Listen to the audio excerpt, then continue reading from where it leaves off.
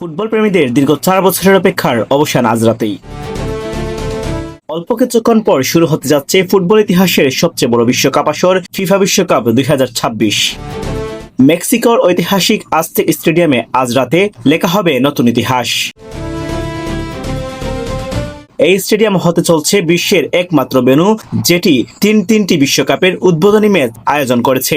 1970 ও 1986 সালের পর এবার তৃতীয়বারের মতো।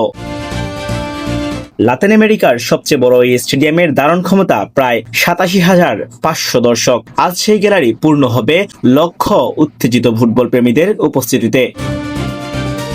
এবার অংশগ্রহণ করছে মোট 48টি দল। অনুষ্ঠিত হবে 104টি ম্যাচ। প্রথমবারের মতো 3টি দেশ একসাথে আয়োজন করছে এই মহাযজ্ঞ, যুক্তরাষ্ট্র, মেক্সিকো আর কানাডা। ফাইনাল অনুষ্ঠিত হবে আগামী 19 জুলাই যুক্তরাষ্ট্রের নিউ জার্সিতে মেট মেটলাইফ স্টেডিয়ামে।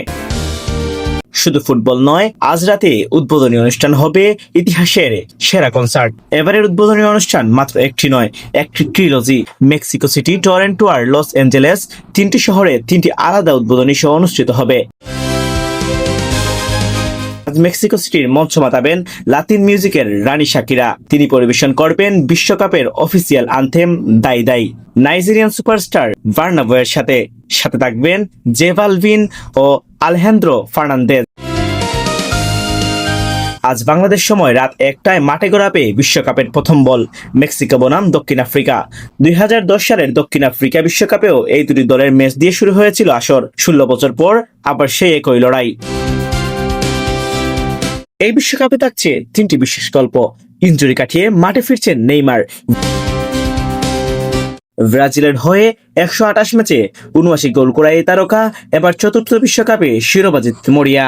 লিওনেল মেসি নামছেন তার ষষ্ঠ বিশ্বকাপে। 2022 সালের চ্যাম্পিয়ন আর্জেন্টিনার অধিনায়ক কি পারবেন ইতিহাস পুনরাবৃত্তি করতে? ক্রিস্টিয়ানো রোনালদো খেলছেন কেটারের শেষ বিশ্বকাপ। 5 বারের ব্যালন ডি'অর জয়ী এই পর্তুগিজ তারকার স্বপ্ন বিদায়ের আগে একবার বিশ্বকাপ ট্রফি স্পর্শ করা।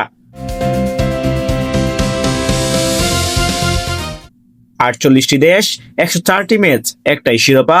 কে হবে 2026 সালের চ্যাম্পিয়ন? উত্তর মিলবে 19 জুলাই নিউ জার্সির মাঠে।